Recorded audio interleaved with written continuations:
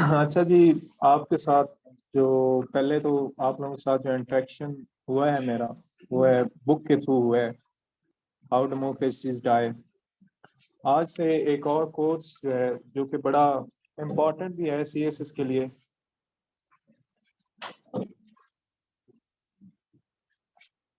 करें start. Important भी है, और जिससे आप कह सकते हैं कि एक बेस होती है किसी चीज़ की, कि जो उसको एक स्ट्रक्चर प्रोवाइड करती है कि उसकी बेस पे आपकी एक इमारत या बिल्डिंग बनती है, वो आपका पाकिस्तान अफेयर्स है। ठीक है जी। इसमें मैं आपको पाकिस्तान अफेयर पढ़ाऊंगा, जिसमें हम डिफरेंट एस्पेक्ट से इसको पढ़ने की कोशिश करेंगे, इसको देखेंगे। लेकिन बिफोर मूविंग ऑन, मेरा हमेशा से जो व्हाट आई बिलीव कि जो मेरा एक टीचिंग स्टाइल है या मेथड है, it is a two way process. मैं यहाँ पे आपको फिलोसफर बनाने बिल्कुल नहीं आया, ना मैं आपको एक अच्छा डिबेटर बनाने आया हूँ, ना मैं आपको एक अच्छा जो है अच्छी बात कर सके। आप लोग माशाल्लाह सारे अच्छी अच्छी यूनिवर्सिटी से आए हैं, आपका बैकग्राउंड बड़ा अच्छा है, आप वो मुझसे ज़्यादा ही अच्छी कर सकते होंगे। हमारा जो यहाँ पे एक सोल एम है, वो एम ये है कि हमारे पास एक 100 मार्क्स का एक कोर्स है। उस कोर्स में से हमने क्या करना है कि अपने 60-70 जो है वो स्कोर करना है। अब वो स्कोर कैसे आएगा आपको? वो स्कोर आएगा कि जब आप उस एक पर्टिकुलर एग्जाम की जो नौइयत है उसको समझें, और जो एक उसकी रिक्वायरमेंट है उसको समझें। वो रिक्वायरमेंट क्या है कि आपको 35 मिनट्स या 40 मिनट्स में, जी जी, आप एक क्वेश्चन अटेम्प्ट करना है, उसमें अपने आप को प्रेजेंट करना है बिफोर द एग्जामिनर के ओके आई नो, मेरे पास इस पर्टिकुलर सब्जेक्ट पे इतना नॉलेज है और मैं इस तरह इसको एक्सप्रेस कर रहा हूँ। सो सबसे पहले जो आज की हमारी प्रेजेंटेशन का एजेंडा होगा, उसमें हम पाकिस्तान अफेयर की इंपॉर्टेंस को डिस्कस करेंगे। देन हम देखेंगे कि जो एक वही जो एस्पेक्ट है हमारे पास कि हमने जो स्कोर मैक्सिमम करना है, उसमें हमारे पास डिफरेंट जो बुक्स हैं, चंद एक का जिक्र भी होगा, उनका रोल कितना है और उसको किस तरह हम करेंगे। देन हम देखेंगे कि जो एफपीएससी के एग्जामिनर्स हैं, जब उन्होंने हर साल वो पेपर चेक करते हैं, तो वो एक एनालिसिस देते हैं कि okay this is the analysis.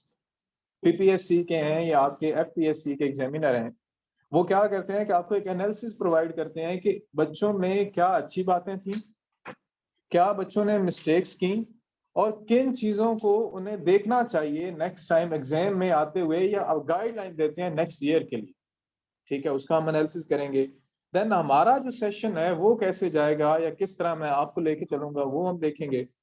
Then हम देखेंगे कि हमारे पास जो एग्जामिनर ने ओवर द ईयर एक क्राइटेरिया डेवलप किया है कि वो किस तरह किन किन एरियाज को फोकस कर रहा है, और कौन से क्वेश्चन की नेचर है, जी जी यार, कि वो डिस्कस कर रहा है। फॉर एग्जांपल आपके सामने 2 पेजेस पड़े होंगे, एक में 2016 से लेकर 2000 आपके सामने 21 तक, इसमें जो जो क्वेश्चन जिस जिस टॉपिक से जहां जहां हमारे पास जो कोर्स की डायसेक्शन है उसमें आया हुआ है, उसके नीचे आपके सामने मौजूद होंगे।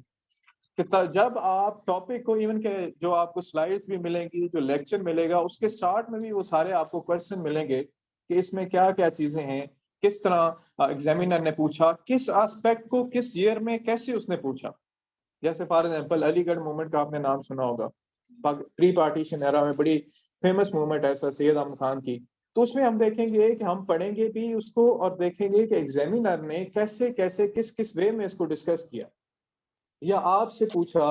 तो उसी क्राइटेरिया पे मैं आपको असाइनमेंट्स भी दूंगा।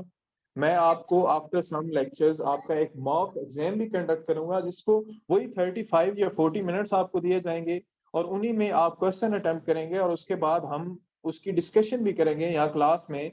मैं आके उस क्वेश्चन को आपके सामने मैं अटेम्प्ट करूंगा, और आप उसके साथ अपना कंपैरिजन करेंगे, ताकि आपको पता चले कि किस तरह उसको अटेम्प्ट किया जा सकता है। इसमें जो हमारा एम्फेसिस होगा वो इस चीज पे ज्यादा होगा। ठीक है, हम उस पे जो आपकी रिटन कैपेबिलिटीज हैं, ताकि आपको इंश्योर करना है कि मैक्सिमम आप जो है उसको पुट इन कर सकें। ठीक है जी, उसके बाद हम सिलेबस को देखेंगे। देन एंड पे आपके अगर कोई क्वेश्चन आंसर होगा तो वो उसको देखेंगे।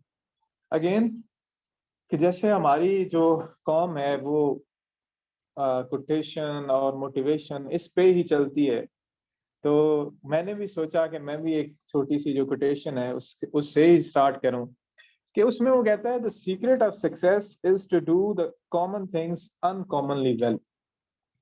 बड़ी एक छोटी सी लाइन है, लेकिन अगर इसको देखा जाए तो इसमें कमाल की मीनिंग है।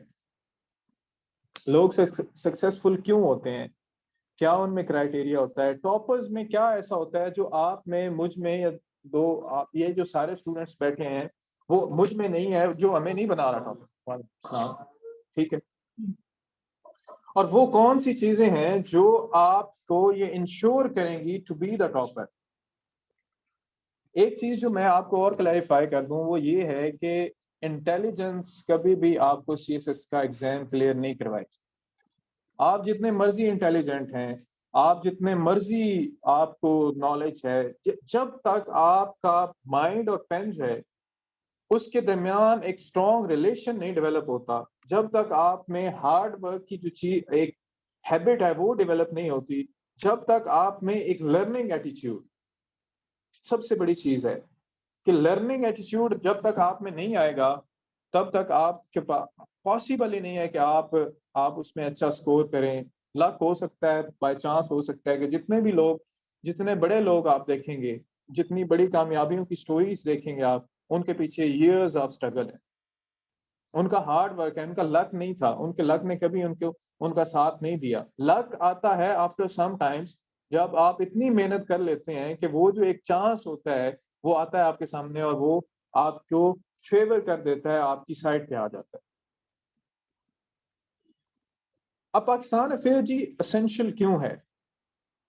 पाकिस्तान अफेयर को अगर हम देखते हैं, अगर मैं आपको इसका एक स्नैपशॉट दूं कि इसमें क्या क्या है, सबसे पहले इसमें प्री हिस्टोरिकल डेवलपमेंट्स हैं। कि हम स्टार्ट करते हैं आपके सामने कि जी यहाँ पे मुस्लिम्स कब आए, यहाँ पे सोसाइटी के डायनामिक्स क्या थे कि जब मुसलमान यहाँ पे आए और मुसलमानों ने आके यहाँ पे अपना एक कल्चर लेके आए, उन्होंने आके इस सोसाइटी को चेंज किया। और वो क्या चीजें थी, जैसे आप देखते हैं जब हम इसकी हिस्ट्री को, सब कॉन्टिनेंट की हिस्ट्री को देखते हैं, तो बड़े बड़े एम्पायर्स आए यहाँ पे। मौर्यन एम्पायर था, देन उसके बाद आपके सामने Persian empire, Alexander the Great का नाम आपने सुना होगा, वो भी यहाँ पे आया आपके सामने। यानी आपके सामने न्यूमरस एम्पायर्स आए कि ये आप जब देखते हैं ना, ये सब कॉन्टिनेंट इंडिया और पाकिस्तान, अब इसके एक साइड पे आप देखिए अफगानिस्तान है, नीचे ईरान है, नीचे पूरा आपके पास एक कोस्टल लाइन है। जितने बड़े मुगल अंपायर था, पर्शियन अंपायर था, वो सारे देखें इसकी सराउंडिंग में है। अफगानिस्तान में देख लें, आप ईरान में देख लें, उसके अलावा ऊपर आप चले जाएं, यानी जो सारे उस टाइम पे बड़े बड़े अंपायर उस टाइम पे एग्जिस्ट करते थे, उन्होंने यहाँ पे आके इन्वेड किया। और फिर जब आप नीचे आते हैं तो एक इंडस की लाइन बनती है, जो इंडस की लाइन पाकिस्तान को और इंडिया को सेपरेट करती है। जैसे आप डाउन द हिल नीचे चले जाते हैं, आपको माउंटेन्स मिलती हैं जो इस साइड से इसको गार्ड करती हैं। सो ये इतना एक कम्प्लेक्स आपके सामने सिस्टम आ जाता है, या एक ऐसा एनवायरनमेंट बन जाता है जो इसको यूनिक बनाता है। ठीक है, उस यूनिकनेस में आप देखते हैं कि आपके पास इनॉर्मस कल्चरल डाइवर्सिटी है, पठान है, बलोच हैं, देन उसके बाद आपको caste, colour, each and everything different, जो क्राइटेरियाज हैं उनकी बेसिस पे आपके सामने डिफरेंस आपको मिलता है। क्यों मिलता है? क्योंकि जिसने जिधर से इन्वेड किया, जिसने जहां से इन्वेड किया, उसने अपने फिंगरप्रिंट्स यहाँ पे छोड़े। पर्शियन अंपायर आया जो ईरान में था, उसने आके यहाँ से इन्वेड किया तो उसने अपने फिंगरप्रिंट्स छोड़े। मुगल अंपायर आया, दिल्ली सल्तनत बनी, नीचे से जो आपके मुस्लिम से उमैयाद वाले, वो ईरान और ये इराक वाली साइड से, इस साइड से सऊदी अरेबिया वाली साइड से, वो उन्होंने आके इन्वेड किया। इनके ट्रेड रूट्स थे, यानी इन सब ने क्या किया कि सब कॉन्टिनेंट को डाइवर्स बना दिया।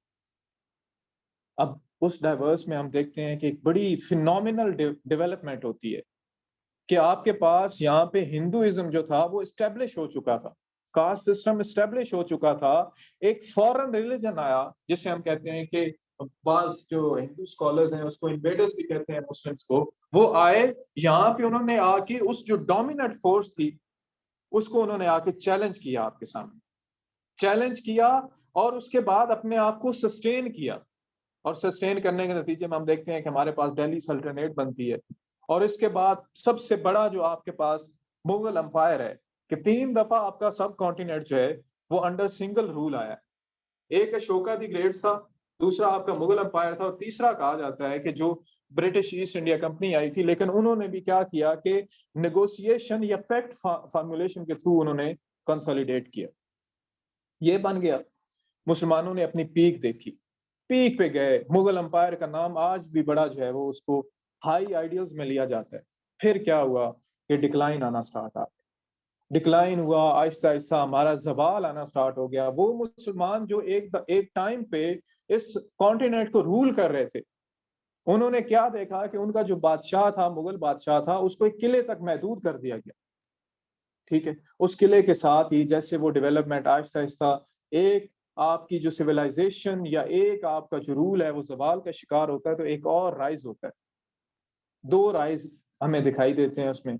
एक था आपके सामने ब्रिटिश ईस्ट इंडिया कंपनी, जो जो जाके 1858 तक यहाँ पे रहती है। उसके बाद जब 1857 की आपके सामने रिवॉल्ट होती है, उसके बाद उसको डिसॉल्व कर दिया जाता है और आपका सब कॉन्टिनेंट जो है वो directly under the rule of आपका जो ब्रिटिश एम्पायर है उसके पास चला जाता है।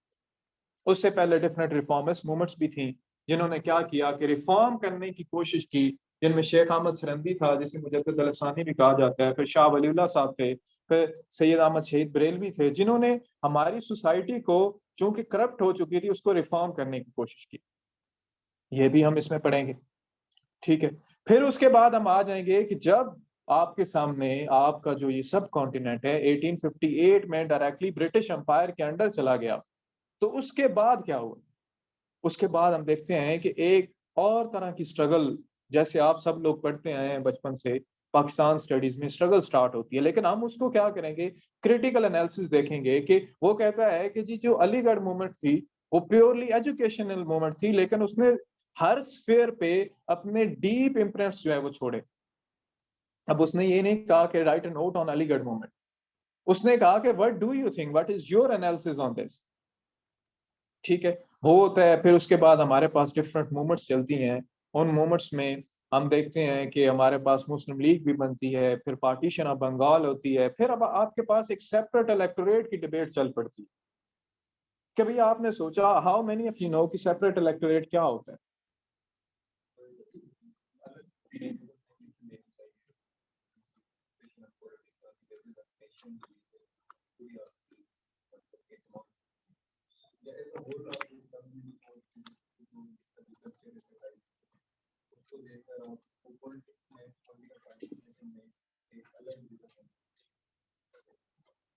बिल्कुल ठीक।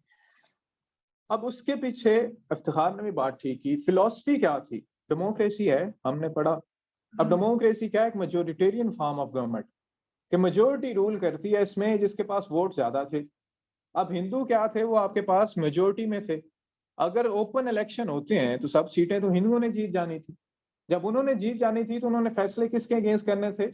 मुसलमानों के, जो कि हमने 1937 में देखा भी जब उनकी गवर्नमेंट आई। सो इस सिनेरियो में जो सर सैयद अहमद खान है, उन्होंने कहा कि हमें सेपरेट इलेक्टोरेट दो, कि हमारी जो सीटें हैं वो हमारे लिए रिजर्व कर दो, मुसलमान ही उस पर इलेक्शन लड़ेंगे, मुसलमान ही उनको वोट करेंगे।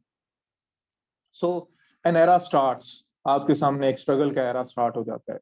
उस एरा में आप देखते हैं पार्टीशन ऑफ बंगाल भी होती है, उसकी वजूहत होती हैं। वहां से जो आज आप प्रोविंशियल ऑटोनॉमी की बात सुनते हैं, ये वहां का ही एक फिनोमिना है कि वहां पे एक प्रोविंस को, बड़ा लार्ज प्रोविंस था, उसको 2 हिस्सों में तकसीम किया गया। तकसीम करने के बाद क्या हुआ कि वो खुशहाल हो गया, तो यहाँ पे लोगों के माइंड में एक बात आई कि क्यों ना प्रोविंसेस को तकसीम किया जाए, एडमिनिस्ट्रेशन अच्छी हो सकती है। फिर आगे चलते हैं, 1919 में डिफरेंट कॉन्स्टिट्यूशनल रिफॉर्म्स भी आना स्टार्ट हो जाती हैं। फिर कायदे आज़म के 14 पॉइंट्स भी सुने आपने, फिर उससे पहले नेहरू रिपोर्ट थी, फिर आपने खुतबा अलाहाबाद के बारे में भी पढ़ा। सो ये जो एक डेवलप है, एक चेन डेवलप होती जाती है। फिर हम देखते हैं कि आपके सामने 1935 का एक्ट होता है, इलेक्शन आते हैं और मुसलमान जो हैं उसमें हार जाते हैं, और वो कांग्रेस मिनिस्ट्रीज के नाम से आपने एक टॉपिक पढ़ा हो। फिर उसके बाद आपके सामने 1940 में रेजोल्यूशन ऑफ पाकिस्तान आती है, और उसके बाद की डेवलपमेंट जो है वो कंक्लूड होती है 1947 में, जब सब कॉन्टिनेंट को डिवाइड करना कर दिया जाता है। सो दैट इज 2 फेजेस मैंने आपको यहाँ पे बता दिए। एक जब मुसलमान आए थे, मुगल एम्पायर बना था, मुसलमान डाउनफॉल पे गए, और एक आपका 1857 से लेकर 1947 तक।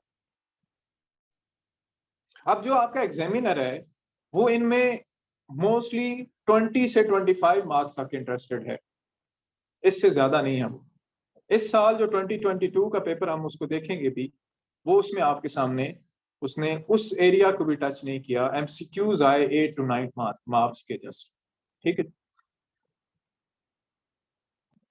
उसके बाद क्या होता है कि एक और आपके सामने एक नया टाइम स्टार्ट हो जाता है, वो है फ्रॉम 1947 टू ऑनवर्ड। आपने देखा कि एक नई रियासत बनती है। नई रियासत बनती है तो वो जो सेंटर थी, सारी चीजें, इंडस्ट्रीज थी, ब्यूरोक्रेसी थी, सारा स्ट्रक्चर था, वो आपके पास दिल्ली और मुंबई और उन एरियाज में था जहां पे वो रिजाइड कर रहे थे। लेकिन यहाँ पे जब पार्टीशन होती है, एक नया मुल्क बनता है, उस नए मुल्क में क्या होता है कि हर चीज नए सिरे से, और एक आर्च राइवलरी भी जो है वो भी स्टार्ट हो जाती है बिटवीन इंडिया एंड पाकिस्तान, और एक थ्रेट हो जाती है। तो उस सारे सिनेरियो में हम देखते हैं, फिर एक इंटरनल हमारे पास देखते हैं कि हमें ऑलमोस्ट फ्रॉम 1947 टू 1956 9 इयर्स लगे पहला कॉन्स्टिट्यूशन बनाने में, ठीक है। और वो कॉन्स्टिट्यूशन हम पढ़ चुके हैं कि कितना इंपॉर्टेंट है किसी भी स्टेट के लिए।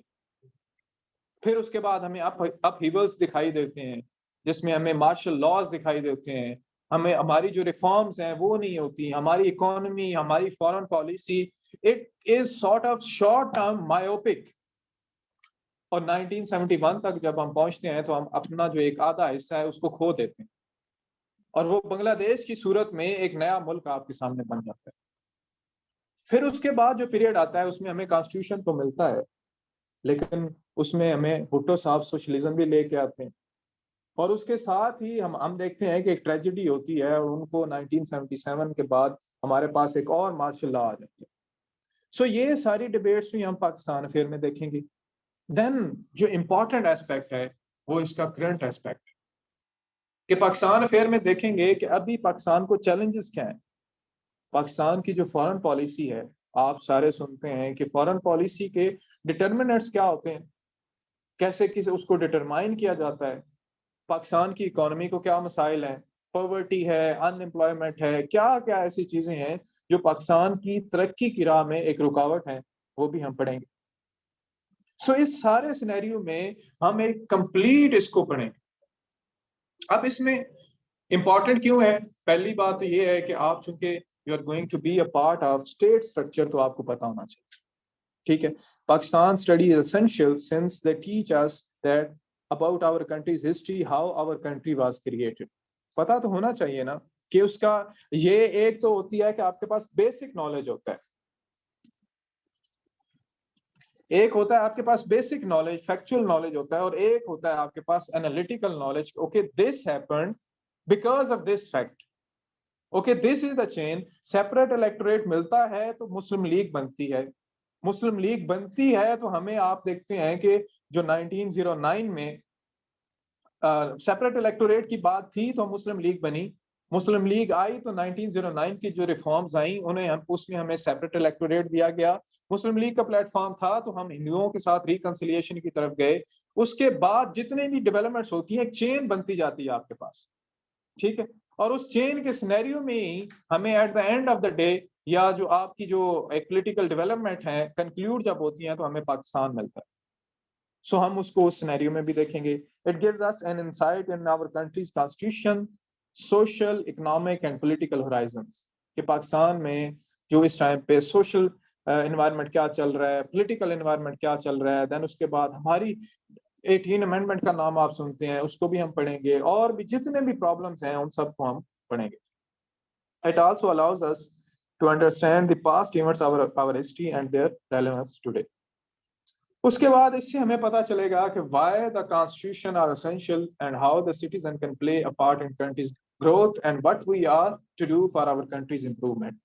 As an individual, apart from all those exams, perspective and each and everything, हम देखेंगे कि हम क्या कर सकते हैं इसके लिए, कि what is our role in this country, हमारी ये जो अपलिफ्ट है इसकी कंट्री में, उसमें हम क्या रोल प्ले कर सकते हैं। उसके बाद हमारे जो लीडर्स हैं उन्होंने लाइव्स क्यों दी, इसके बाद हमारे पास की अंडरस्टैंडिंग हमें देखता है, उसके बाद we know Pakistan place geography globe by these things. अगला इंपॉर्टेंट एस्पेक्ट है, जब हम पाकिस्तान में देख लिया सब कुछ तो फिर हम इससे बाहर निकलते हैं, हम अपने इर्द गिर्द देखते हैं। एक साइड पे हमारे अफगानिस्तान है, एक साइड पे हमारे चाइना है, एक साइड पे हमारे पास इंडियन ओशन है, देन उसके बाद एक साइड पे ईरान है। तो जब आप इनको देखते हैं, जो भी एक न्यूज पेपर से आप में से अगर कोई एसोसिएटेड है, तो हर एक के कुछ ना कुछ इश्यूज चल रहे हैं। अफगानिस्तान को देखें, वहां पे क्या चल रहा है, सिविल वॉर चल रही है। वहां पे क्या है, माइग्रेशन चल रही हैं। वहां पे क्या है कि आपके पास जो यूएस है उसको छोड़ के चला गया यहाँ से। सो उसका क्या है कि उसका एक डायरेक्ट इम्पैक्ट है, पाकिस्तान की ड्यूरन लाइन का एक बॉर्डर है। पख्तूनिस्तान का नाम आपने सुना, पीटीएम का नाम आप सुनते हैं, उसके अलावा और भी जितने टीएलपी पाकिस्तान आप नाम सुनते हैं, आईएसआईएस का नाम सुनते हैं। सो वो क्या है कि वो यहां से आके आपको अफेक्ट कर, उससे ऊपर चले जाए, चाइना है। अब एक तो चाइना का पाकिस्तान के साथ डायरेक्ट लिंक है कि पाकिस्तान की हिस्टोरिक कोल्ड उसके साथ फ्रेंडशिप है। उस फ्रेंडशिप के नतीजे में डिफरेंट प्रोजेक्ट्स जो हैं वो डेवलप किए गए हैं पाकिस्तान के, उस चाइना और पाकिस्तान ने आपस में किए हुए हैं। Then on the larger aspect, जब हम पूरी दुनिया को देखते हैं तो चाइना वर्सेस यूएसए ऑर्डर की डिबेट चल रही है कि हमने डोमिनेट करना है, ये हमारा, हम पूरी दुनिया के हुक्मरान हैं, हम पूरी दुनिया के मुनार्क हैं, इन मोस्ट इलेबोरेट वर्ड्स, कि हम पूरी दुनिया के मुनार्क हैं। हम फाइनेंशियली एक साइड से जो हमारा सिस्टम है वो यूएस के साथ डिपेंडेंट है, हमारी इकोनॉमी, हमारे सारे जितना भी फाइनेंशियल ट्रांजैक्शंस हैं वो उस सिस्टम के साथ इंटीग्रेटेड है। और दूसरी साइड पे आपका जो इस टाइम पे इन्वेस्टमेंट है या जो फ्रेंडशिप है, जो सर्वाइवल है, वो चाइना के साथ है।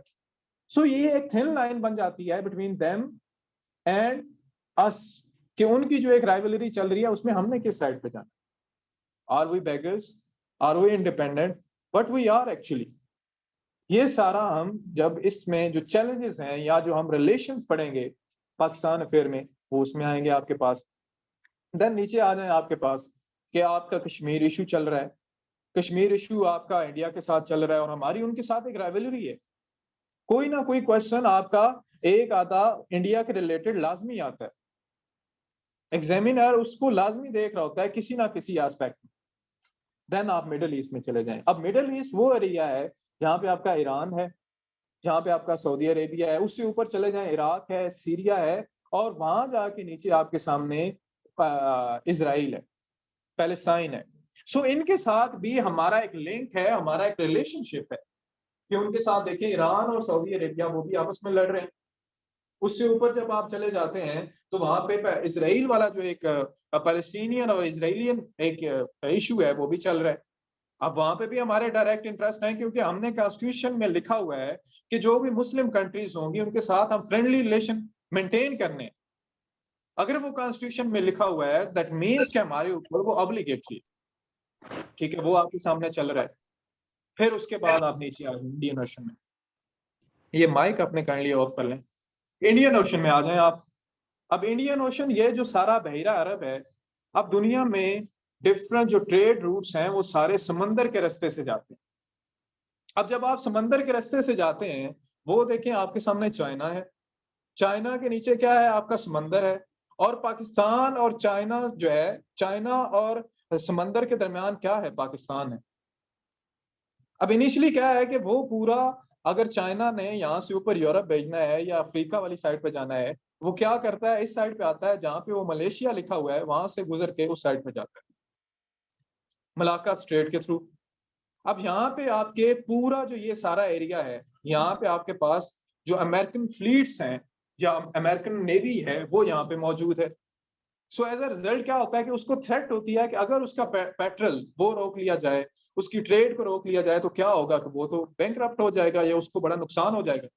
तो उन्होंने क्या किया कि हम सी पैक बनाते हैं, डायरेक्ट वहां से यहाँ आते हैं ताकि हमारा ये जो सारा सीन है इस पे डिपेंडेंसी जो है वो खत्म हो जाए। One of the explanation of जो आपके पास one belt one road initiative है उसकी जो इसकी एक्सटेंशन सी पैक है उसमें ये। सो पाकिस्तान अगेन इंपॉर्टेंट आ गया यहाँ पे। ठीक है, फिर अफ्रीका है, मतलब जितना सारा सिनेरियो है, ये है पाकिस्तान की स्ट्रेटेजिक लोकेशन के हिसाब से इंपॉर्टेंस, कि पूरी दुनिया में जो उसके रिलेशनशिप है वो उसके हवाले से, और हम इसको भी इसमें अपने जो सेशन है उसमें देखें। कुछ बुक्स हैं जी, कुछ मैं आपको साथ साथ बताऊंगा, कुछ बुक्स आपने ले लेनी है, उसमें से आप पढ़ लीजिएगा। फर्स्ट ट्रैक टू पाकिस्तान, इसमें हम अपनी सारी जो प्री पार्टीशन हिस्ट्री है, फैक्चुअल बेसिकली एनालिसिस ये हमें प्रोवाइड करती है कि फैक्ट्स क्या हैं, इतने इतना हो गया, इस डेट को हो गया, ये चीजें होंगी, वो इसमें हमें बताता है। ठीक है, उसके बाद अगर आपने उसका जो एनालिटिकल एक एनालिसिस देखना है, तो उसमें आपको जो द मेकिंग ऑफ पाकिस्तान है, वो आपको एक पॉलिटिकल, सोशल और दो तीन और एस्पेक्ट से आपको एक एनालिसिस प्रोवाइड कर देगी। देन उसके बाद हम कॉन्स्टिट्यूशनल हिस्ट्री के लिए सारी book, they are not relevant. पहली चीज, आप सारी बुक पढ़ेंगे, अब ये जो बुक है, it is a reference book.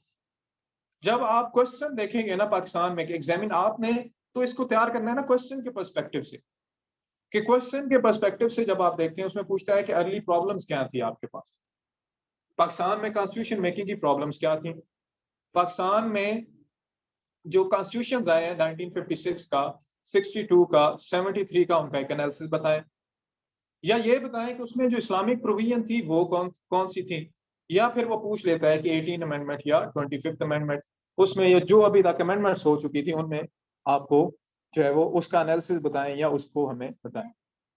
ठीक, ये आपको मिल जाएंगी, स्लाइड्स मिल जाएंगी आपको। उसके बाद ये बुक आपने लाजमी पढ़नी है सारी। ठीक है, कि आप देखें पाकिस्तान फॉरेन पॉलिसी एक्सक्यूज क्या मी होती है। सर, जी सर ये जो बुक आपने सेंड किया उधर ग्रुप में, तो सारे वीक हो गया जब से आपने वो बुक दिया, तब से रिक्वेस्ट सेंड किया, तो वो अप्रूवल ही नहीं आया उसका। आपने मेल सेंड की है? यस ये सर, दो आपकी तीन दफा कौन सी की। बुक नहीं आई, तो अभी सेंड ही नहीं की ये बुक। सर वो जो वो फैसल हयात वाली बुक है, डेमोक्रेसी वाली। ये वैसे पाकिस्तान अफेयर का लेक्चर हो रहा था। सर लेकिन बुक तो पढ़नी होती है ना। नहीं नहीं, ये पाकिस्तान अफेयर का हो रहा था, मैं तो एक्सपेक्ट कर रहा था कि आपको कोई यहाँ पे इशू आ गया।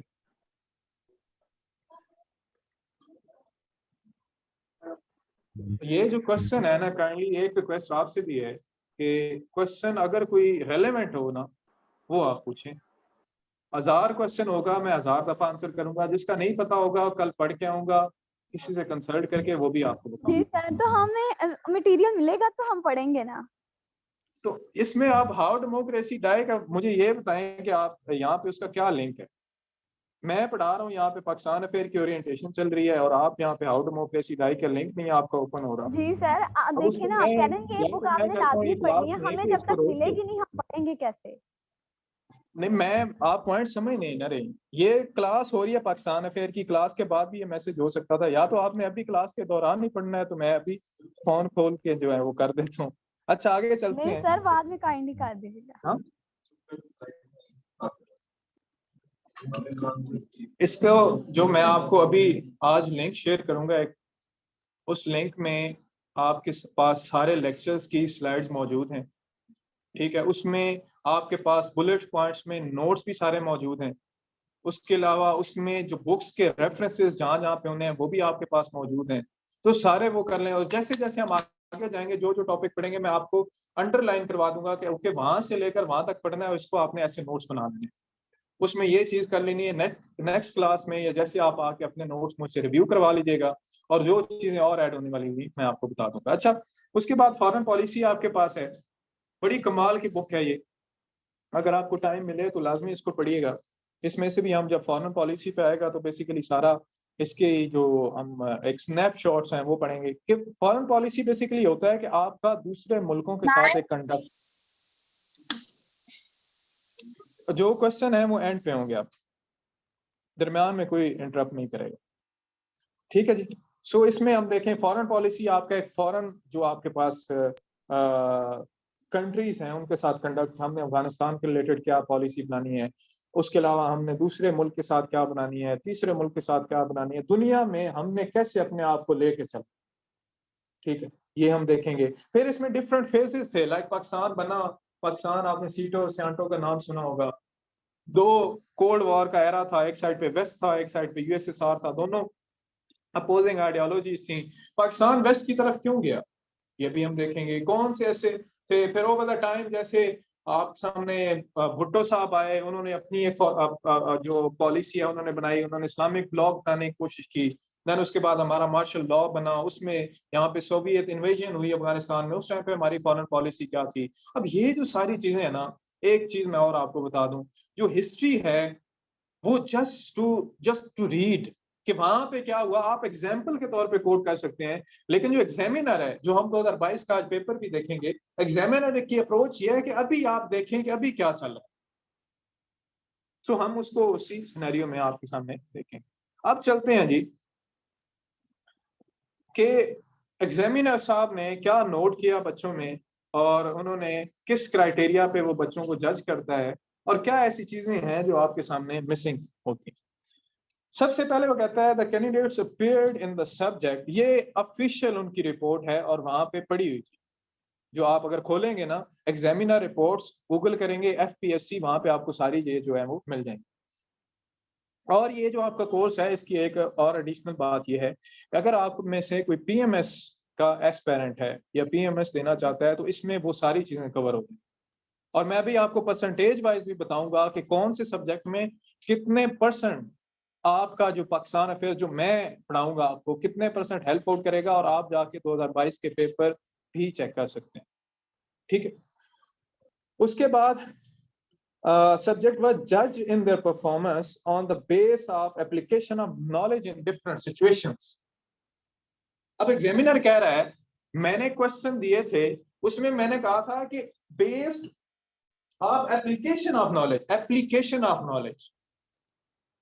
अब मैं क्या हूं, मेरे पास इस बुक का ये नॉलेज है इस फोन का कि ये फोन है, इसमें ये चीजें हैं।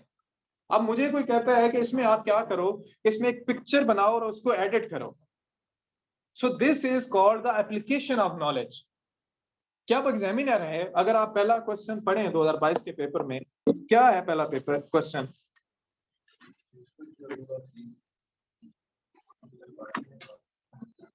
अब देखिए, उसने कहा है कि discuss the role of regional and nationalist political parties in Pakistani politics, की क्या रोल है उनका। और आगे अगली बात देखें, अब यहां से असल क्वेश्चन स्टार्ट होता है। वो कहता है how for these parties are necessary for the political system. अब कुछ लोग हैं, आप रीजनल पार्टीज क्या है कि जो एक पर्टिकुलर रीजन में होती हैं। अब वो पूछ रहा है कि आपका ओपिनियन क्या है, how do you C those political parties, क्या वो जरूरी है या नहीं है। ये कहां से आएगा, जब आपने 2 3 4 पॉइंट्स पढ़े होंगे कि जी इनके फायदे ये हैं, इनके नुकसानात ये हैं, वहां पे ये अच्छा हुआ, वहां पे ये हुआ कि जो रीजनल पार्टीज हैं ये लोगों की वॉइस को अपराइज करती हैं, जो पॉलिटिकल पार्टीज नेशनल है वहां पे लोगों की रिप्रेजेंटेशन नहीं है, दैट इज वाई वो यहाँ पे। लेकिन दूसरी साइड पे क्या है कि ये पॉलिटिकल पार्टीज नेशनल इंटीग्रेशन को भी एक थ्रेट जो है वो पोज कर रही है। सो इन दोनों सिनेरियो में जब आप आते हैं तो आप आके ये वाला क्या करते हैं कि एक एनालिसिस प्रोवाइड करते हैं एग्जामिनर को। सो ये क्या है आपके पास, application of knowledge. So application of knowledge कैसे आती है आपके पास, कि जब आप क्या करते हैं कि अगेन एंड अगेन ट्राई करते हैं, लिखते हैं, डिस्कस करते हैं, अपनी जो आपके सामने मिस्टेक्स हैं उनको रेक्टिफाई करते हैं। बट वो नीचे उसने एक बात की कि ठीक है, many of them were good in knowledge but lack to apply in the given situation। कि आपके पास उनमें नॉलेज बड़ा अच्छा था, उन्होंने रट्टा बड़ा अच्छा लगाया हुआ था, बहुत अच्छा रट्टा लगा के आए थे, और लेकिन उन्होंने क्या किया कि उनका जो मसला बना वो क्या था कि वो अप्लाई नहीं कर सके, उसको गिवन सिचुएशन के मुताबिक कर नहीं सके, जिसमें उन्होंने कहा कि they were marked as follows: 75% bad answers, 18% satisfactory answer. Satisfactory मतलब 8 to 10 मार्क्स। ठीक है। गुड आंसर्स 2%, आपके सामने 5% good answers and 2% exceptional. Exceptional मतलब अबव 15 आउट ऑफ 20, अबव 15। ठीक है। मैक्सिमम आप 100 भी ले सकते हैं, 100 भी ले सकते हैं। देखें, जो इंसान की लिमिट है ना वो खुद सेट करता है। ना एग्जामिनर कर सकता है। आई नो पीपल के पता नहीं अब कौन सा साल था, उसमें एक बंदे के करंट अफेयर में 90 आए थे, ठीक, कि 90 आए थे, कि उसमें देखे अब उन्होंने भी तो कुछ लिखा होगा ना, उन्होंने अटेम्प्ट किया होगा ना, कुछ तो किया होगा ना उन्होंने। सो दैट मीन्स कि there is no limit. And वैसे भी आई बिलीव कि इंसान अपनी लिमिट जो है वो खुद सेट करता है कि where do you want to go, what you want to achieve, what is your aim in life. जितना छोटा एम होगा उतनी कम एफर्ट होगी, जितना बड़ा एम होगा उतनी ज्यादा एफर्ट होगी। अब ये वाली बात उससे भी ज्यादा इंपॉर्टेंट है। Stereotype style of thoughts picked from guide books application of knowledge वाले। अब एग्जामिनर को कैसे पता चला कि आपने गाइड बुक से उठाई है? एग्जैक्टली। सो हमने क्या करना है, हमने इस सेशन में एक्सेप्शनल क्या करना है, हमने जो डिफरेंट, मैं आपको सोर्सेज से आर्टिकल शेयर करूंगा। अब लोग मुझसे आप अक्सर पूछते हैं कि सर कौन सी बुक कर लूं। आप जाएंगे सबसे पहले आप क्या होंगे, उसको कहेंगे जी पाकिस्तान अफेयर की बुक दे दें। हर साल कितने लोग उसमें अपेयर हो रहे होते हैं? 20,000। लेट्स से हम कहते हैं जो 20,000 हैं उनमें जो 15,000 जो हैं वो सीरियस कैंडिडेट्स नहीं थे, नॉन सीरियस कैंडिडेट्स, उनको एलिमिनेट कर दिया। पीछे कितने रह गए? 5,000। अब 5,000 में से भी हम कहते हैं जी आपके सामने कोई 3,000 जो हैं वो सही कैंडिडेट्स थे जो वाकई उसको करना चाहते। अब वो क्या करते हैं, उनमें से पास कितने होते हैं? 300, 375 और समथिंग। सो उनमें एक्सेप्शनल क्या होता है कि वो इन चीजों को फॉलो नहीं करते, they make their own way. So I am here to guide you. Do this thing in this way to score the maximum. Prepare your own notes, work on your own notes, ताकि आपको help out करें to stand different from the rest of the others. अब अक्सर लोग कहते हैं जी slides में और ये सारा मटेरियल सेम होगा, उसमें आपको बेसिक स्ट्रक्चर दूंगा मैं। उस स्ट्रक्चर को कैसे आपने, आपको क्वेश्चन मॉक भी होगा जैसे आपका, तो आपके सामने पेपर दिखाऊंगा कि उसमें वही सारा नॉलेज था, लेकिन उसको डिफरेंट कुछ होंगे जो उसको डिफरेंट करेंगे, डिफरेंट वे में उसको अटेम्प्ट करेंगे, और उनका पेपर स्पीक फॉर देमसेल्व्स। उनका पेपर उनके लिए बोलता है एग्जामिनर के सामने। Believe you me, FPSC is one of the most fairest, कि जो फेयर एग्जाम कंडक्टिंग बॉडी है ना वो पाकिस्तान में। मैंने अटेम्प्ट दी और मैंने जितने, मैं आके ना मार्क्स लिखता था अपने, और जितने जितने लिखे, believe you me, apart from 5 to 10 marks, मेरे उतने मार्क्स आए। कभी ये नहीं हुआ कि उसमें ये होगा। आपको अपनी जो मार्क्स हैं वो अर्न करने पड़ते हैं। उसमें उन्होंने कहा कि जी educational institution must promote personality building and ethical capacity in teaching techniques and practices to construct wisdom in the best interest of nation and society. अब ये यहाँ से आल दो आपको इररिलेवेंट लग रहा है, होना भी चाहिए इररिलेवेंट, कि उनको एथिक्स क्या सिखाने की जरूरत है, उनकी कैपेसिटी बिल्डिंग करने की क्या जरूरत है। जो सीएसएस एग्जाम है ना, it is an exam of your personality. How you think, how you write actually shows how as a person you are, कि आप एज अ पर्सन हैं क्या, व्हाट डू यू वांट, आपके सामने क्या क्या आप में जो एट्रीब्यूट्स हैं क्या है। सो ये जो चीजें हैं, अपना माइंड हमेशा आपने पॉजिटिव माइंडसेट के साथ रखना है, कि आप एक बुरी सिचुएशन में भी ना आपने हमेशा उसमें से गुडनेस निकालनी है। Okay, this is the bright side of this thing, this is the positive aspect of this thing.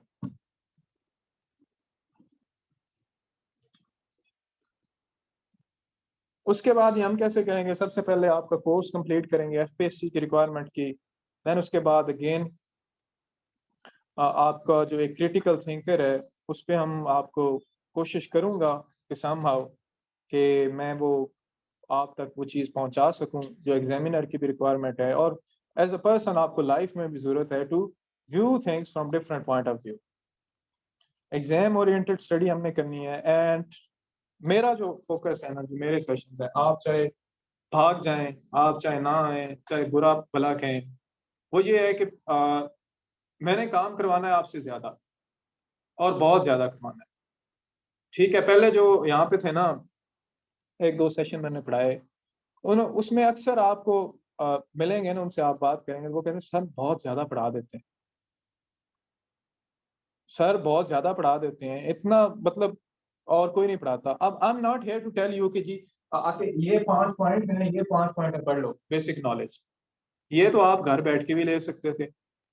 यहाँ पे आप आए हैं जो यू आर एक्सपेक्टिंग कि मैं आपको कुछ एक्सेप्शनल दूंगा जो एक क्राइटेरिया को मीट करते हैं। सो अगर आपको वो चाहिए, आप वो करना चाहते हैं, if you are ready to go an extra mile, तो आपने मेरे साथ चलना है। ठीक है, आपने काम भी करना है, आपने जो अपनी असाइनमेंट्स हैं उनको लिखना भी है। ठीक है, और उसको लिख के हमने क्या करना है कि उसकी एवेल्युएशन भी करवानी है, उसको हम देखेंगे कि इसमें क्या चीजें हैं जो at the end of the session आपके सारे पास पेपर के क्वेश्चन अटेम्प्ट हो जाएंगे। सारे 2016 से ऑनवर्ड जितने आए हैं वो सारे आपके अटेम्प्ट करवा दूंगा। आपकी जो नोट्स मेकिंग है असाइनमेंट्स के थ्रू वो आपकी कंप्लीट हो जाएगी। उसके बाद आपको जो 2 मॉक्स कंडक्ट करूंगा उसमें आपकी जो रियल एग्जाम वाली फीलिंग है कि एग्जाम में बैठ के क्वेश्चन कैसे अटेम्प्ट करना है वो भी हो जाएगा। देन आपको एक एमसीक्यूज की फाइल भी दे दूंगा जिसमें से हर साल कुछ 17-18 जो है वो मार्क्स आते रहते हैं। ठीक है जी। सिलेबस की अगर हम बात करते हैं तो सिलेबस में सबसे पहले आपकी आइडियोलॉजी ऑफ पाकिस्तान है, उसकी डेफिनेशन है, हिस्टोरिकल एस्पेक्ट्स हैं, मुस्लिम रूल इन सब कॉन्टिनेंट है, it's downfall and efforts for renaissance. Renaissance मतलब होता है री इमर्ज करना, रीबर्थ होना, रीग्रो करना। ठीक है जी, इसको हम देखेंगे। Then movements for reforms, Sheikh Ahmad Sirhindi, Shah Waliullah है, सैयद अहमद शहीद है, अलीगढ़ है, देवबंद है, नदवातुल उलमा है, एजुकेशनल इंस्टीट्यूशन है, Sindh Madrasa and Islamia college Peshawar, ideology of Pakistan in the light of speeches and statements of Allama Iqbal and Quaid Azam Mohammad Ali Jinnah. अब 2016 में इसमें से ऑलमोस्ट 380 मार्क्स का पेपर जो है वो यहाँ से आया था, जो आपकी प्री पार्टीशन है। 2018 में आपके पास 2 क्वेश्चन आए, 19 में भी इसी तरह आए आपके सामने, 20 में 2 आए, 21 में 1 आया और 22 में प्री पार्टीशन से कोई चीज आई नहीं। ठीक, सो हमने एक और चीज जो मैं आपको बड़ी क्रिटिकल बताऊंगा, जो एग्जाम का मैंने आपको क्यों पूछा कि क्यों नहीं आते लोग, जो सीएसएस का एग्जाम है उसमें फेल क्यों होते हैं या पीछे क्यों रह जाते हैं, वो कहते हैं कि ये तो आएगा ही। ये नहीं करना, हमने कभी भी नहीं करना कि selective study is not an option for me, it is not. कोई और कर लेता होगा, कोई नोट से पढ़ के दे आता होगा। I do not believe in selective studies. Examiner है ना, पूछ सकता है कहीं से, उसने आपको दिया है कि ये आपके सामने ये कोर्स आउटलाइंस है, सारी करनी है ना, इसका मतलब है सारी करनी। ठीक है, कुछ एरिया ज्यादा इंपॉर्टेंट है, हम उन पे ज्यादा एफर्ट करेंगे, लेकिन करनी सारी है। यही डिफरेंस होता है एक ऐसे कैंडिडेट में कि जो बस आया है टाइम पास करना है, ये टॉपिक्स कर लो, पास पेपर में ये आए हैं, दूसरों को छोड़ दो। अब पेपर सारा उसमें से आ गया और 2022 में ये हुआ है। ऐसे में देख लें, पॉलिटिकल साइंस में भी देख लें, पाकिस्तान अफेयर में देख लें, जितने आपके सामने सब्जेक्ट्स हैं सब में देख लें, उसका उल्टा उसने किया। उसने वो ट्रेंड चेंज कर दिया, लेकिन दिया सिलेबस में से। अब जिन्होंने सारा सिलेबस किया हुआ था, जिन्होंने एफर्ट की हुई थी, क्या उनके लिए टफ था? Not at all. देन उसके बाद land and people of Pakistan है, ज्योग्राफी है, सोसाइटी है, नेचुरल रिसोर्सेज हैं, एग्रीकल्चर है, इंडस्ट्री है, Pakistan and changing regional operators हैं, न्यूक्लियर प्रोग्राम ऑफ पाकिस्तान।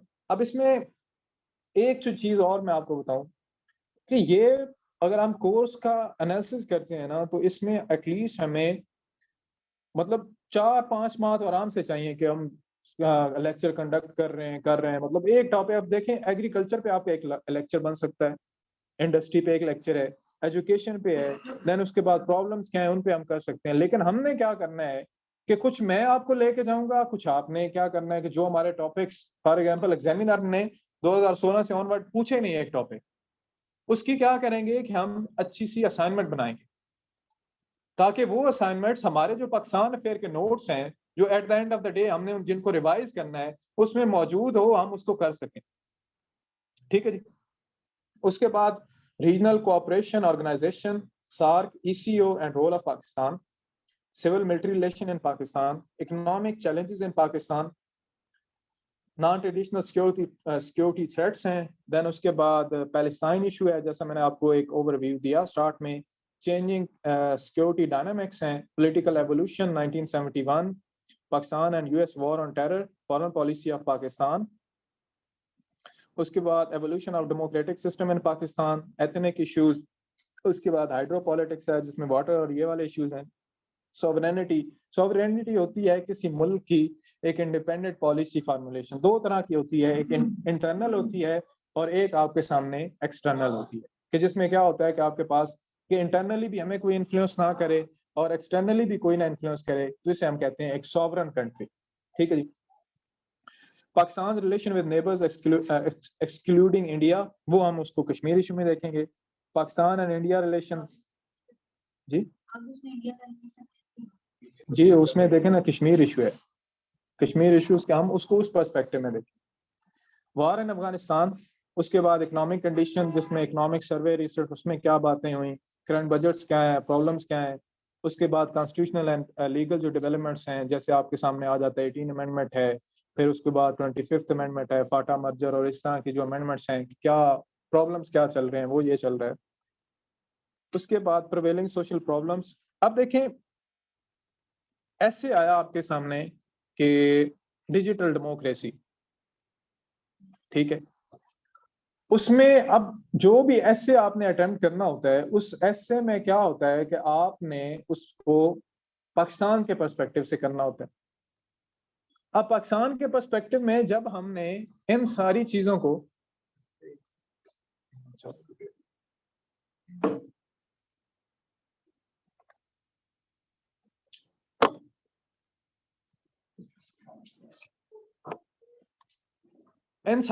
जब हम पढ़ेंगे तो उस टाइम पे क्या होगा कि हमें हेल्प आउट करेगा। अभी हम इसके आगे जाके जो है वो उसको देखेंगे कि और कौन से सब्जेक्ट में हमें कितना जो पाकिस्तान अफेयर है वो हेल्प आउट करेगा।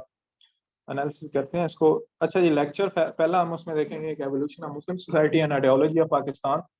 उसके बाद Muslim history and history of reformist movements in the सब कॉन्टिनेंट।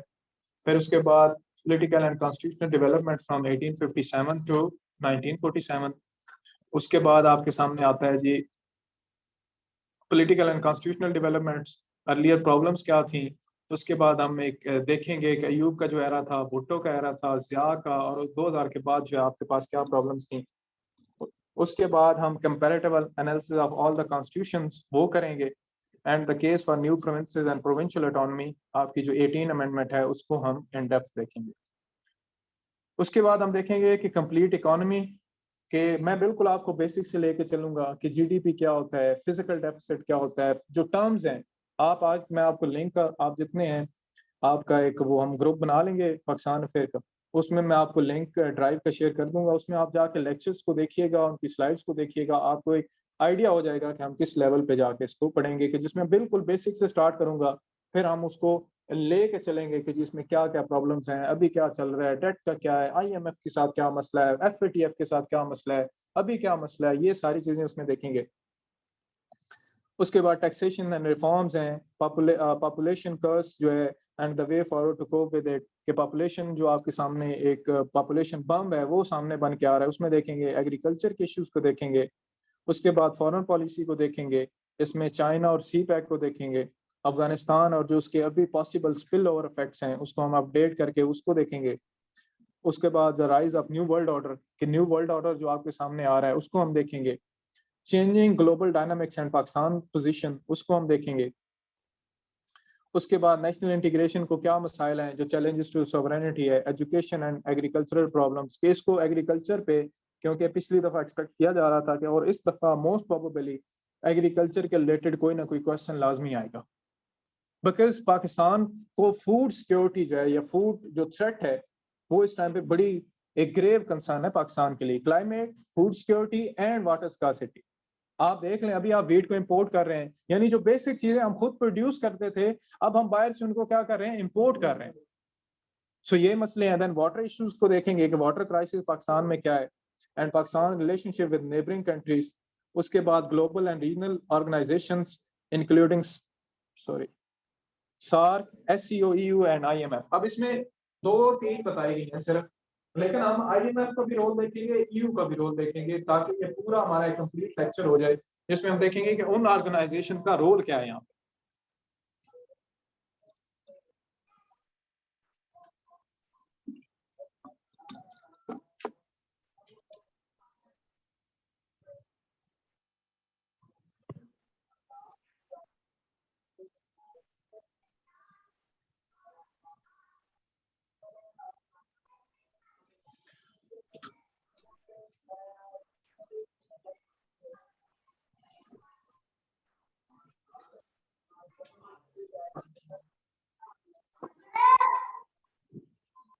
माइक ऑफ करें।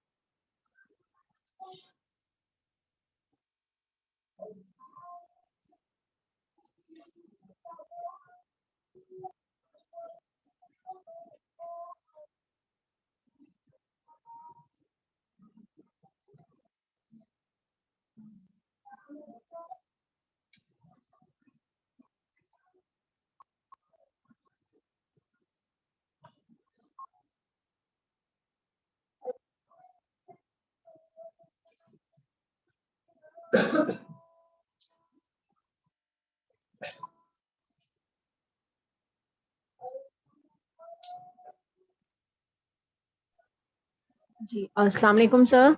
So do we जी have any वालेकुम। break? जी अजान हो रही है। अच्छा, I'm sorry, I'm sorry.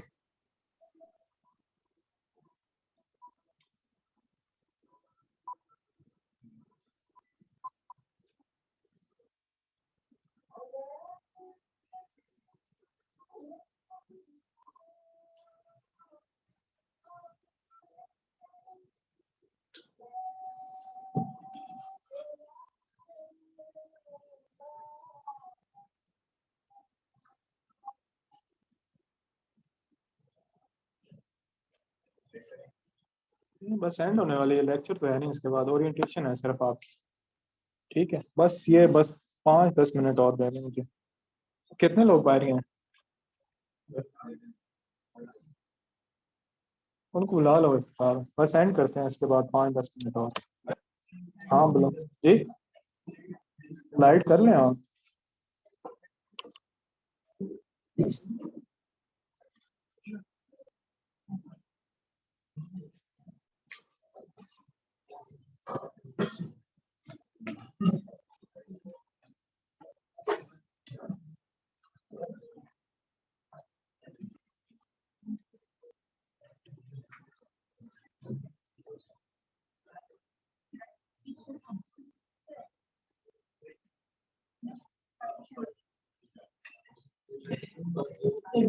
आप देख लीजिए उसमें।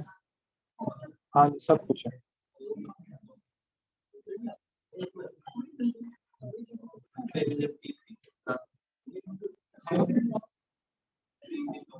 आता हूँ, आ जाते हैं।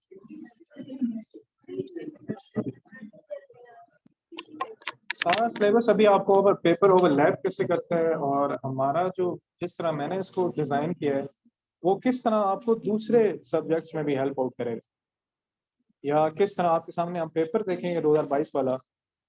2-3 पेपर हैं, उसके बाद बस आपको क्या है वो बस कर देना कि वो किस तरह एग्जामिनर ने पूछा और आपको ये किस तरह हेल्प आउट कर सकते हैं। हाइब्रिड वॉरफेयर होता है कि डिफरेंट जनरेशन वॉरफेयर, आपका नाम, डिफरेंट जनरेशन थी। आप देखते हैं जब स्टार्ट हुआ तो मैन टू मैन वॉर होती थी, ठीक है, डायरेक्टली बाय हैंड। फिर उसने क्या किया, डिफरेंट टूल्स बना लिए जिसमें आपके पास पत्थर की नोक वाला या इस तरह को कोई उसने नोकीला बना लिया, वो लड़ना स्टार्ट हो गए। फिर थर्ड क्या थी कि उसमें उन्होंने क्या किया कि गन और गन पाउडर और इस तरह की वॉरफेयर होना स्टार्ट हो गए। फिर फोर्थ क्या थी कि न्यूक्लियर आर्म्स और इस तरह के एडवांस हो गया। अब फिफ्थ क्या है कि ये सारी फिजिकल डोमेन से निकल के अब माइंड मैनिपुलेशन में आ रही है कि वो कुछ ऐसा कर रहे हैं कि डायरेक्टली दो आर्मी आपस में लड़ नहीं रही, लेकिन वो क्या कर रही है कि अगले बंदे को नुकसान पहुंचाने के लिए कोई ऐसी स्कीम लड़ा रहे हैं कि वो वहीं पे हो जाए। वो अब ऑनलाइन हो सकती है, जैसे आप सुनते हैं कि जी कुलभूषण यादव का केस था, वो यूरोपियन डिसइंफो लैब ने डिफरेंट पेपर्स लाए कि आपने एक चैनल बना दिया, अब वो चैनल 24 घंटे पाकिस्तान की बुराइयां करता रहेगा। अब वो बुराइयां करेगा तो पाकिस्तान के इंटरनेशनली जो इमेज है वो नीचे चला जाएगा। अब उससे फायदा किसको होगा, इंडिया को होगा। और उस फायदे के नतीजे में पाकिस्तान जो है, अब देखें 2020 तक पाकिस्तान में जो पाकिस्तान को एज ए टेररिस्ट स्टेट जो है वो कंसिडर किया जाता था इंटरनेशनली। उसमें जो आपके पास कश्मीर के फ्रीडम फाइटर्स थे जो अपनी आज़ादी लड़ रहे थे, नो डाउट पाकिस्तान ने भी यहाँ से भेजे, लेकिन उनको कहा जाता था कि ये फ्रीडम फाइटर नहीं है, टेररिस्ट हैं जिनको पाकिस्तान जो है वो सपोर्ट कर रहा है। ठीक है, तो इससे हम कहते हैं वो टेक्निक्स जो कि जहाँ पे फिजिकली कांटेक्ट नहीं होता, माइंड मैनिपुलेशन और इस तरह से वो टूल्स को यूज किया जाता है, उसे हम कहते हैं hybrid warfare. Conspiracies each and everything, जैसे आप वो पानी हमारा बंद कर लेते हैं, साजिश करते हैं, या वो कहते हैं कि पाकिस्तान को वो वहां पे हमारे जो अफगानिस्तान वाला बॉर्डर है वहां पे फंडिंग करते हैं, वहां से डिफरेंट लोगों को इधर भेजना स्टार्ट कर देते हैं। अल्टीमेटली नुकसान तो हमारा है, लेकिन हम क्या उनके साथ फेस टू फेस लड़ रहे हैं? नहीं, इसे कहते हैं हाइब्रिड वॉरफेयर। लड़ रहे हैं मीडिया के थ्रू, मतलब इसके काफी ज्यादा टूल्स हैं, कोई एक टूल जो है इसमें नहीं। अब वो बाहर कुछ बस आ जाओ, आप आ जाओ इफ्तिखार देने आना है। लास्टली हम देखेंगे जी Kashmir issue, Palestine issue and hybrid warfare, and इसके बाद आपके सामने ये। अच्छा जी, सबसे पहले हम अपना पाकिस्तान अफेयर का पेपर ये आपके सामने मैंने आज आपको दे दिया कि पूरा आपके सामने 2016 से 20 तक टॉपिक वाइज जो क्वेश्चन आ चुके थे वो आपने जाके देख लेने हैं। जैसे जैसे टॉपिक होगा इसको आपने अपने जो भी नोट्स बनाने हैं उसके पहले पेजेस पे लगा लें, ठीक है, क्योंकि ये हमें बताएगा कि एग्जामिनर का एक पर्टिकुलर सब्जेक्ट पे टॉपिक पे सोचने का क्या तरीकाकार क्या है। ठीक है, अब देखें पाकिस्तान में ये जो पहला टॉपिक 1 है आइडियोलॉजी, उसमें जितने भी क्वेश्चन आए, सैयद अहमद खान है, देन उसके बाद खिलाफत मूवमेंट है। अब हमें पता चल गया यहाँ से कि एग्जामिनर, क्योंकि आप देखें एक सिलेबस होता है उसमें चंद एक टॉपिक्स ऐसे होते हैं जो कि ज्यादा इंपॉर्टेंट होते हैं, और उन चंद एक डोमेन होती है, ये डोमेन है, ये डोमेन है, ये डोमेन, तो हम उसको अभी से प्रिपेयर कर लेंगे जो भी टॉपिक करेंगे ताकि हमें जो वो हेल्प करे। अच्छा ये देखें, इसमें आपके सामने डिस्कस द सेकंड पहला क्वेश्चन हमने कर लिया, discuss the federal structure of 1973 constitution of Pakistan after 18 amendment. ये आप पेपर आपको 2022 वाला ऑनलाइन जो बच्चे हैं वो खोल लें।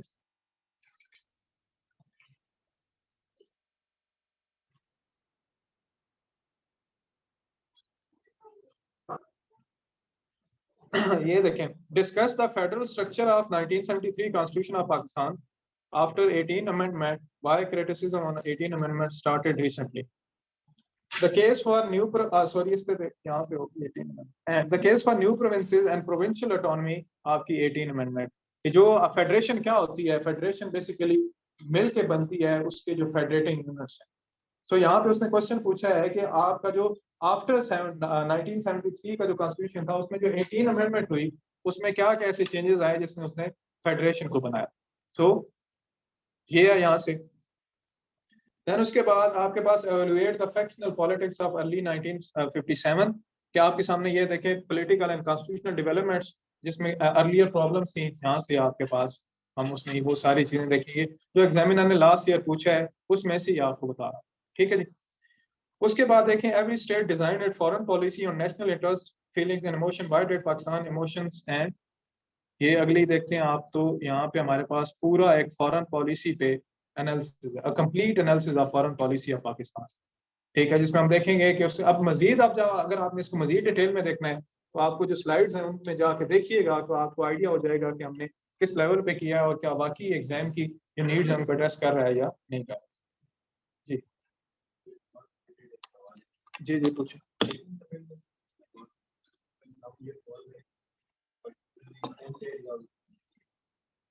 हम उसमें देखेंगे, अब उसने फेडरेशन को देखा। अब चलिए मैं थोड़ा सा, ये फेडरेशन है, ये आपके क्या है कि फेडरेटिंग यूनिट्स, इसे हम कहते हैं पंजाब है, केपी।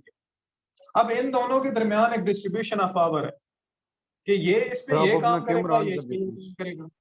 सो इन सब ने मिलकर क्या बनाई, फेडरेशन। 18 अमेंडमेंट ने आके क्या किया कि उसने इसको एम्पावर किया कि इसको ज्यादा इख्तियार दे दिए। हम देखेंगे कौन कौन से इख्तियार दिए और उसके नेगेटिव इम्पैक्ट्स क्या होंगे, ये पूरा आपको स्लाइड में भी मिल जाएगा और हम क्लास में भी इसको पढ़ेंगे। Then what is the volume of grants, loans in Pakistan's economy last 10 years to stimulate the growth? ये हम उसमें देखेंगे। Why did ये last time हम नहीं कर सके थे। Why did Pakistan join Western Defense Pacts?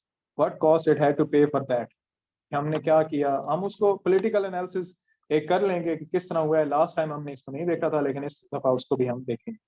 Then discuss the issues and mistrust in US relationship after the withdrawal of US troops from Afghanistan. तो लास्ट टाइम जो मैंने पढ़ाया था, जो अपने बच्चों को पढ़ाया था, उसमें 6 क्वेश्चन आए थे, एक क्वेश्चन आपका इसमें से नहीं आया। ये आपके सामने स्लाइड्स भी हैं, आपके सामने कोर्स भी है, आप उसको जाके दोबारा क्रॉस चेक कर सकते हैं। अब आ जाएं जी, सारे लोगों के पास अगर इंटरनेट है तो पॉलिटिकल साइंस पेपर बी निकालना। मोबाइल ही नहीं है, अच्छा क्यों, कोई गैर कानूनी एक्टिविटीज में तो नहीं इन्वॉल्व आप?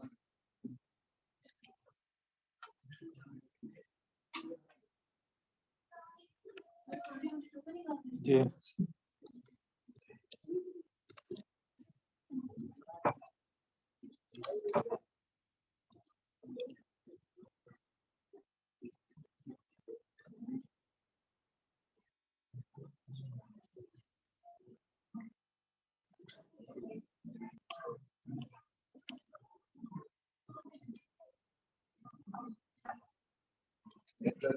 एक मिनट इसमें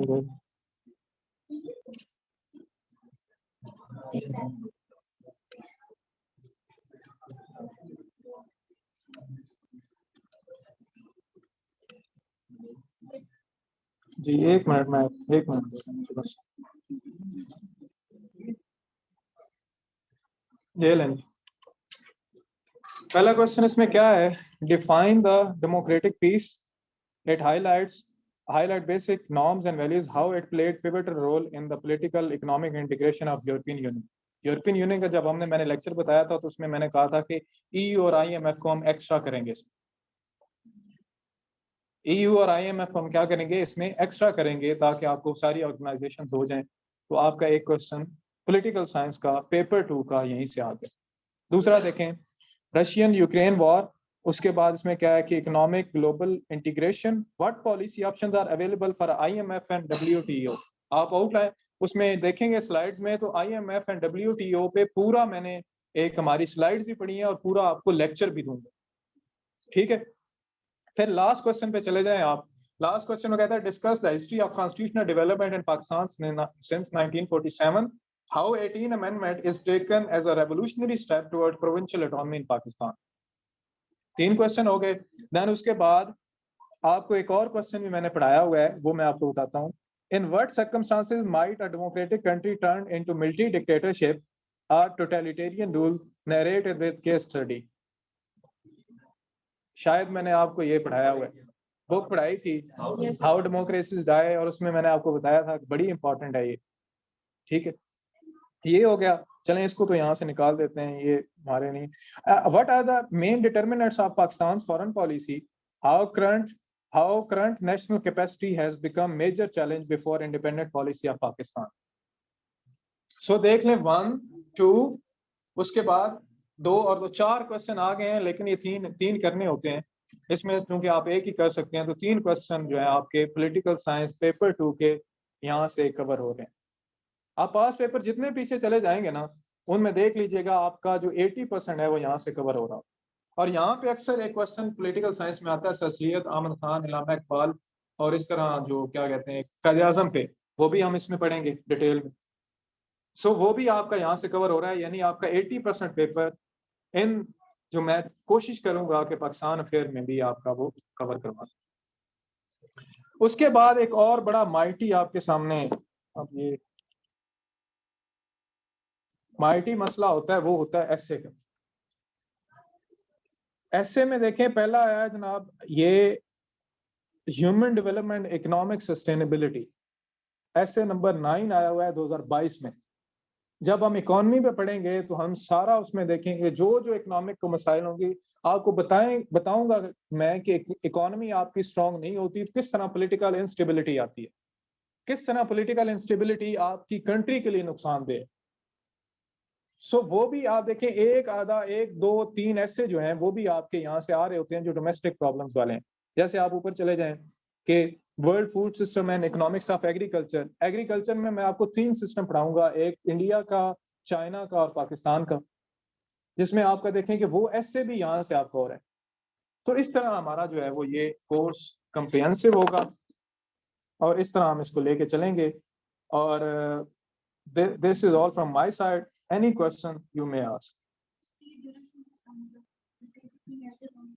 ड्यूरेशन आपके just give me a second, duration आपका क्या है कि आपका वीक में 2 लेक्चर्स होंगे, यानी 6 to 9, 6 to 9 आपके 2 लेक्चर्स होते हैं, 1.5 and 1.5।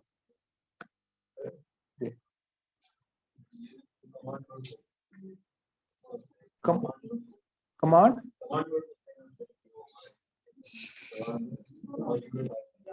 कैसे?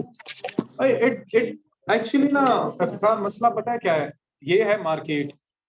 अब वहां पे लोगों ने ना, क्योंकि हम भी इसी मार्केट में, उन्होंने बेचना है, वो कहते हैं जी एलेबोरेट का मतलब एग्जामिनर ये कर रहा है, एल्यूसिडेट का मतलब ये है, फलां का मतलब ये है। भाई एग्जामिनर ने उनको लिख के भेजा है कि ये इस तरह मैं देखता हूँ इसको, हमने तो एग्जामिनर की रिपोर्ट पढ़ ली ना, उसमें कहीं भी उसने कहा कि उन्होंने एल्यूसिडेट को ऐसे करना था तो उस तरह नहीं किया, या एलेबोरेट को इस तरह नहीं किया। भाई आपकी एक क्वेश्चन आपके सामने आया, उस पर आपकी अप्रोच क्या है? मैं कहता हूं कि सकूते ढाका हुआ या पार्टीशन ऑफ बंगाल हुई, what do you think, how do you see that particular event? So ये आपका वो एक बताएगा मुझे कि आप क्या, आपकी सोच क्या है, किस डेप्थ तक आप जा सकते हैं, कैसे इसको एनालाइज कर सकते हैं। सो CSS is that sort of game, it is not about कि निटी ग्रिटी में पढ़ जाए, क्वेश्चन मार्क के पहले वो डॉट आएगा या नहीं आएगा, या डेमोक्रेटिक, मतलब सॉर्ट ऑफ ऐसे मैं देखा है लोग ऐसे भी कर रहे होते हैं। वो आपको as a person, as an individual जो आपने पेपर पे लिखा है उससे जज कर रहे हो। There are no right and wrongs, there are only subjective answers in CSS। Subjective क्या होते हैं? जिनकी बहुत ज्यादा डेफिनेशन होती हैं, बहुत ज्यादा डोमेन्स होती हैं। ऑब्जेक्टिव होता है 2 + 2 = 4। सब्जेक्टिव होता है मेरा डिफरेंट है, आपका डिफरेंट है, उसका डिफरेंट है, इसका डिफरेंट है। सो इसमें एल्यूसिडेट, एलेबोरेट और it doesn't matter at all, it's just a bullshit जो कि ये CSS की मार्केट बच्चों को एक्सप्लॉइट करने के लिए यूज करते हैं। That's all, it is not about कि आप जो है वो इसमें पढ़े।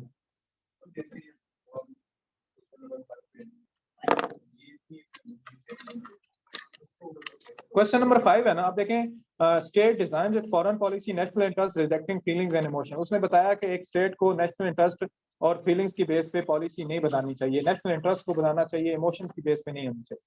उसने पहले आपको बता दिया, बड़ा अच्छा एग्जामिनर था। फिर उसने आगे क्वेश्चन किया, why did Pakistan prefer emotions, कि पाकिस्तान नेशनल इंटरेस्ट पे नहीं बना रहा, उसने ये भी बता दी। अब देखें ना, क्वेश्चन ही सेल्फ एक्सप्लेनेटरी है। वो कह रहा है कि एक स्टेट को नेशनल इंटरेस्ट की बेस पे पॉलिसी बनानी चाहिए, लेकिन वो कहता है why did Pakistan prefer emotions, feelings and ideology in its foreign policy, कि पाकिस्तान क्या कर रहा है, पाकिस्तान इमोशंस की बेस पे फॉरेन पॉलिसी बना रहा है। अब आप कैसे बना? देखिए इतना इतना इतना इजी क्वेश्चन कोई दे सकता है? कि खुद ही बता रहा है कि भाई ये ऐसा हो रहा है, आपने ऐसा करना, ठीक है। आल्सो एनालाइज इट्स इम्पैक्ट, कि अगर पॉलिसी नेशनल इंटरेस्ट को छोड़ के इमोशन की बेस पे बनाई जाती है तो उसके क्या इफेक्ट, इसको समझने की है। अब इस पे आपका और इन 10 जितने भी लोग आप बैठे हैं तो अपना अपना एक ओपिनियन होगा, उसको आप देखें। ठीक है जी, एनी अदर क्वेश्चन? जी सर। आई होप, और कोई ऑनलाइन बच्चों में से आप किसी का कोई क्वेश्चन है जी सर। डेमोक्रेसी का जो क्वेश्चन है वो पूछ सकते हैं। Excuse me sir. एक मिनट मुझे दीजिएगा, मैं जस्ट ये कॉल।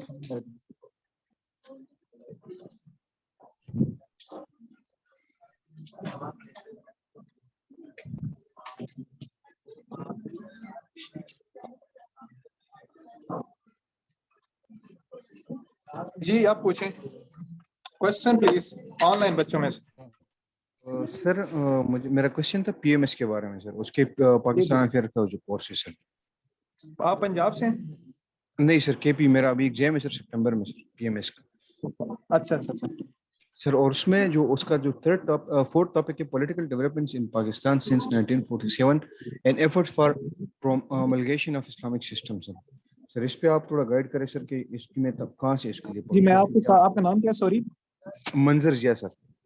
मंजर, आपके साथ मैं अभी ग्रुप बन जाएगा तो उसमें लिंक शेयर करूंगा, आपने वो टॉपिक जाके खोलना है, उन स्लाइड्स को ओवरव्यू करना है। आई होप कि आपको उसका आंसर जो है वो मिल जाएगा। ठीक है सर। बाकी तो और सर हम ऑफ कोर्स इसको क्लास में डिस्कस करेंगे। अभी मैं आपको सारे लेक्चर तो एक सांस में नहीं दे सकता। हाँ सर वो मैं ठीक है, बस सिर्फ मुझे इस पे वो चाहिए तो सर थोड़ी सी गाइडेंस, क्योंकि मैं इस पे अच्छा, आप कंफ्यूज हो थोड़ी सी स्ट्रिक्ट बातें हो जाए क्योंकि वो भी जरूरी है। कुछ हैं इंपॉर्टेंट रूल्स, आप समझे। आप मुझे वो पिछले क्लास में वो मुझे कहते थे कि सर सबसे ज्यादा डिक्टेटर हैं, पढ़ाते डेमोक्रेसी हैं एंड डिक्टेटर। इट्स ओके, मैं एक्सेप्ट करता हूँ इसको। क्लास में आपने टाइम पे आना है, चाहे आपको अच्छा लगे बुरा लगे, ठीक है। पहला रूल, क्लास में कोई इंपॉर्टेंट बात आपको याद आ गई, कि आपको होता है ना अक्सर कोई ऐसी बात आ जाती है इंसान से नहीं बैठा जाता, कहता है कि मैंने करनी है और लाजमी करनी है, आज ना की तो ये हिस्ट्री का जो है वो हिस्सा बन जाएगी। आपने सबके साथ करनी है। क्लास में प्लीज आपने फोन नहीं यूज करना। फोन यूज करना है आप बाहर चले जाएं, वहां पे बैठ के करें आराम से, क्लास में आने की कोई जरूरत नहीं है। And last and the most important thing, जिसने असाइनमेंट 2 से 3 ना सबमिट करवाई वो नेक्स्ट क्लास में मेरी नहीं बैठे कंसेक्टिव। हाँ, 2 से 3 नहीं करवाएगा जो नेक्स्ट क्लास में, वो मेरी नहीं बैठे, ठीक है। बाकी आपको कोई क्वेश्चन है, आप जो गलत लिखेगा उसकी ऐसी होगी। हाँ, जो मुझे जिस टाइम पे मिलती हैं आपकी उसी टाइम पे चेक हो जाती हैं और मुझे अभी तक मिली नहीं। अब Sir, इसमें I मुझे have बताओ, question. एक मिनट, अगर मेरा कोई कसूर है आप सिंपली असाइनमेंट लेके आए अगर, और मेरे पास आके चेक करो। अब देखें, इंसान हूं मैं, अब मैं ये नहीं कहता कि आई एम परफेक्ट, मैं आपको फौरन रिस्पॉन्स दूंगा, वो होता है रोबोट्स के लिए, ठीक है। So there are certain my limitation as well, but I will try my best कि जहां तक मेरा हो सकता है मैं उसको कर। कोई कोर्स के साथ कोई असाइनमेंट नहीं लेता, कोई ना मॉक कंडक्ट करता, वो कहते हैं जल्दी जल्दी मुकाओ इसको, बस जान छुड़ाओ, ठीक है। कि मुझे मुझे वहां से मैंडेटरी नहीं है कि मैं आपकी इतनी असाइनमेंट्स लूं, मैं आपके इतने मॉक्स लूं, मैं आपसे क्वेश्चन अटेम्प्ट करूं। इट्स माय विल कि मैं आपके साथ, I want to do something more for you people, ठीक है। नहीं, वो थैंक यू की जरूरत नहीं है मुझे। आई एम जस्ट सेइंग कि कोई नहीं करवाता। आप देख लें कि कोई आपको क्वेश्चन नहीं अटेम्प्ट करवा रहा होगा। इतनी इतनी असाइनमेंट्स भी मैंने चेक की हैं जो लास्ट बैचेस थे। अभी भी आप देखेंगे ना, सामने ऑफिस में जाएं तो पाकिस्तान अफेयर की इतनी पास पेपर की क्वेश्चन की बच्चों ने अटेम्प्ट करके रखी हैं। सो मैंने वो चेक कर, ठीक है। So on your part you have to do the effort, मेरी तरफ से आपको उससे दुगनी एफर्ट मिलेगी, ठीक है। So that's all. अजी क्वेश्चन प्लीज।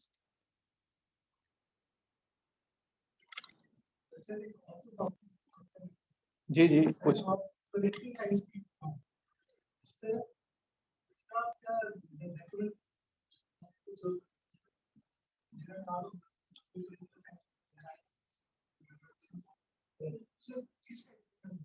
आज मैंने आपको अपना केस तो सामने रख दिया, मैंने पॉलिटिकल साइंस आपको बेची है, आज आपको समझ नहीं आई।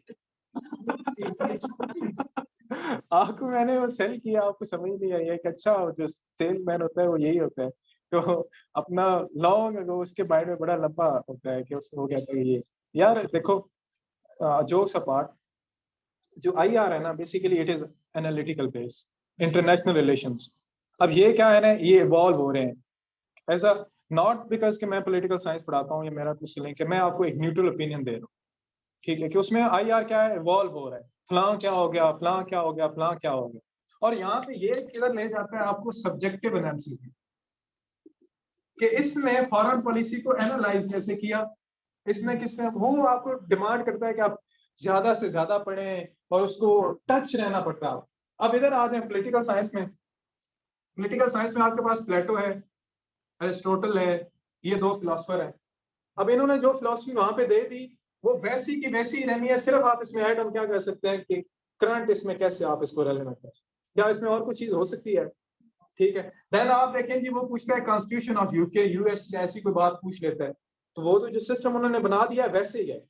अगर आपको लगता है कि आपकी क्रैमिंग अच्छी नहीं है, या सॉर्ट ऑफ आपको एक मल्टी बड़ी रीडिंग की बड़ी डीप हैबिट है, तो आप आईआर की तरफ जाएं। देन उसका अगला ये है कि आप, तो आई वुड सजेस्ट, और ये जो आपके इसके एमसीक्यूज है ना, बड़ा इंपॉर्टेंट प्ले करते हैं। आईआर के एमसीक्यूज अटेम्प्ट करना मतलब इट्स सॉर्ट ऑफ एक टफ गेम होती है। इसमें क्या है, आप 1000-1500 एमसीक्यूज कर लें और उसमें से होपफुली आपके जो है वो 40 में से 35 37 8 ठीक हो जाते हैं। 40 ये ऐड करें, बाकी में आप 10-10 भी कर दें, आपके 120 30 एवरेज स्कोर बनता है।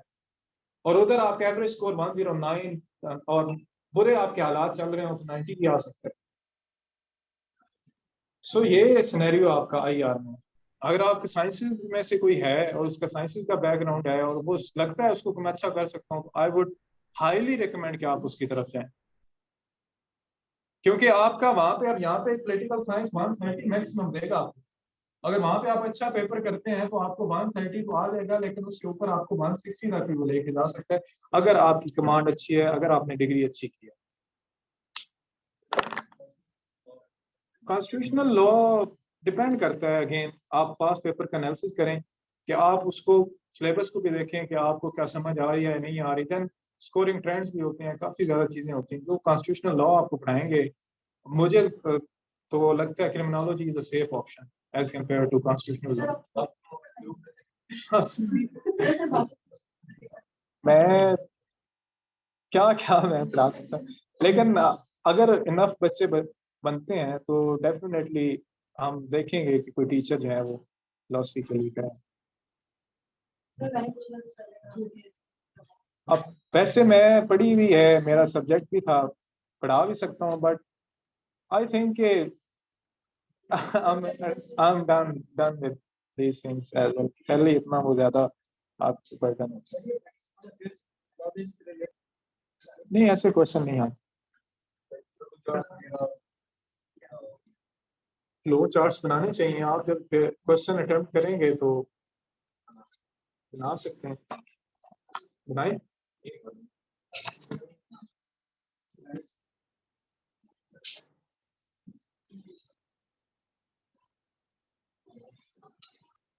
पहला क्वेश्चन कौन सा है, फॉरेन पॉलिसी है। फॉरेन पॉलिसी पे चले, नहीं बन सकता। किस पे नहीं बन सकता आप बताओ मुझे, क्वेश्चन है ना आपके सामने, उसमें से नहीं, हम जो 2022 में आया है उसमें देखते हैं।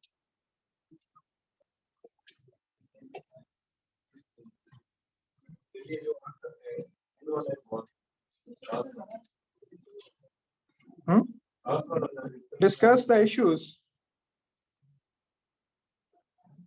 after the from discuss the issues and mistrust in Pakistan-US relation.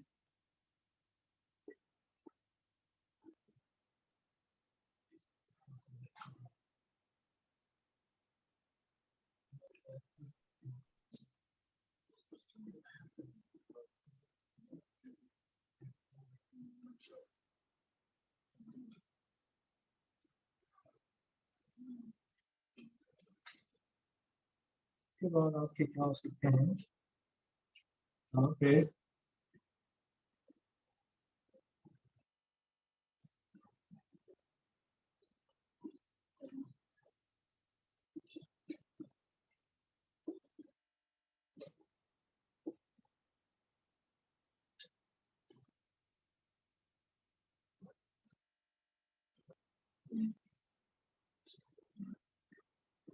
फिर आप इसको ऐसे करें, ये आपने मैप बना लिया, यहाँ पे आप अफगानिस्तान बना दें, यहाँ से आप कहें स्पिल ओवर इफेक्ट्स आ रहे हैं, देन यहाँ पे पेटीएम राइज हो रही है, देन आप बता दें यहाँ पे जी बॉर्डर इशू आ रहा है आपके पास, ISR आ रही है, यहाँ से सी पैक आ रहा है आपको, उसको डायरेक्ट आ रही है। देखिए आप उस अब नीचे पॉलिटिकल इश्यूज लिखते जाएं, recognition of Taliban, force on Pakistan, Pakistan पे प्रेशर क्या है, देन उसके बाद issues related to India, India को उन्होंने क्या क्या किया है, इंडिया को एम्पावर किया है, ठीक है, उसमें आप लिख दें नीचे। देन इंडियन ओशन में कहें कि पाकिस्तान का भी एक मसला चल रहा है क्योंकि यूएस चाइना की वहाँ पे राइवलरी चल रही है। देन आप इकॉनमी का बताएं कि इकॉनमी पाकिस्तान की क्योंकि FATF है और IMF उसकी तरफ से प्रेशर आ रहा है, सी पैक जो है वो उस हार्ट हो चुका है, फॉरेन डायरेक्ट इन्वेस्टमेंट नहीं आ रही। देन उसके बाद जो महाजरीन यहाँ से आएंगे अफगानिस्तान से वो यहाँ पे आएंगे। चाइना रिलेटेड आप देख लें कि चाइना जो है वो आप उसके उसने सी पैक में अपनी इन्वेस्टमेंट जो है उसको रोक दी है, ठीक है, पाकिस्तान और पाकिस्तान चाइना का एक फ्रेंड है।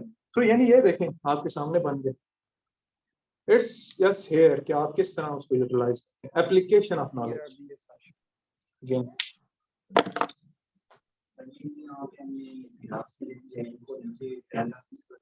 हाँ जी, वो तो ऑफ कोर्स आपने करना है ना, आप जैसे जैसे आगे जाएंगे, मतलब इट इज लाइक आप अपना केस बिल्ड करते हैं। मैं आया हूँ, मैंने कहा कि पाकिस्तान और US के दरमियान बड़े मसाइल चल रहे हैं, फिर मैंने आर्गूमेंट्स देना स्टार्ट कर दिए, ये पहला आर्गूमेंट मेरा, ये दूसरा आर्गूमेंट, ये तीसरा आर्गूमेंट, और अगर इसको रिजॉल्व ना किया जाए तो जज साहब ये हो सकता है। फिर एंड पे मैं कंक्लूड करूंगा कि नाउ अब मैंने अपना केस प्रेजेंट कर दिया है, अच्छा कर दिया है, सो दैट इज वाई इस पे ये किया जाए कि आप इस तरह, यानी आप एक पॉलिसी मेकर के तौर पे एग्जामिनर के सामने जाते हैं और उसको एनालाइज करके देते हैं कि this is my opinion. Clear है? हाँ जी, इधर उधर लाना जहाँ मर्जी लिख दें, वो मसला नहीं है, आप उसको पेज के नीचे लिख दें, ऐसे कहेंगे अगला कोई।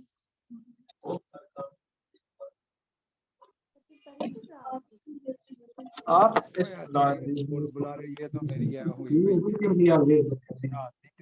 ठीक है, कौन करेंगे इंटरेस्ट चल रहा है, लड़कियां तो बड़ी उस पे कहते हैं, उनको कमांड होती है ऐसे फ्लो चार्ट्स और डायग्राम्स बनाने। तो आप और भी क्वेश्चन जी, कोई माइंड में एम्बिग्विटी या कुछ आप सजेस्ट करना चाहें, वो भी उसके लिए भी ओपन है कि आपकी कोई आपको लगता है कि यहाँ पे हमने ठीक नहीं पढ़ा या हमें ऐसा पढ़ना चाहिए, आप फौरन उठ के बताएं कि सर ऐसा करना है, हम वैसा उसको लेके चलें। और जो मैं जी जाना दुकान बंद काम करन गया किसमें, लेकिन हमने करनी है क्योंकि वो एग्जामिनर पूछता है उसमें से। जी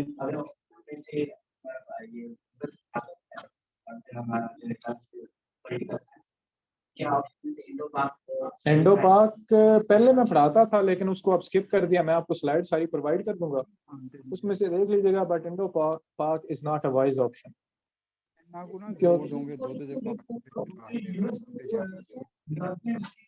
European history is a good option जी, public ad is a good option.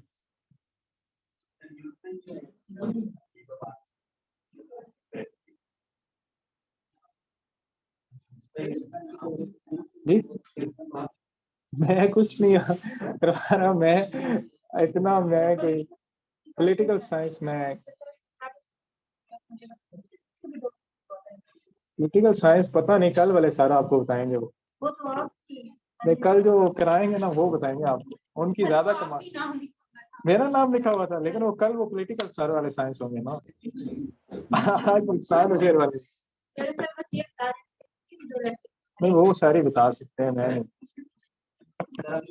और 2-4 लेक्चर होंगे 2 क्लास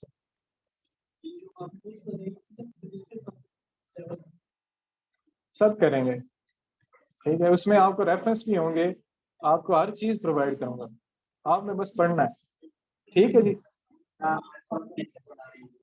लेक्चर नहीं है और बस इतना सर खाया आप लोगों का भी। टफ टाइम मिला अभी? अच्छा मैंने टफ टाइम ले। अच्छा, ऑनलाइन बच्चों में से किसी का कोई क्वेश्चन?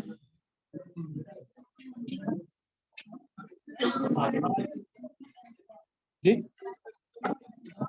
आप डेली कहें, उसका तो मुझे ऐसा, मैं करंट अफेयर नहीं पढ़ाता तो मुझे आइडिया नहीं है उसमें। एग्जाम आप डिफरेंट सोर्सेज होते हैं, हर बंदे का आप उसको कंसल्ट कर लेते हैं।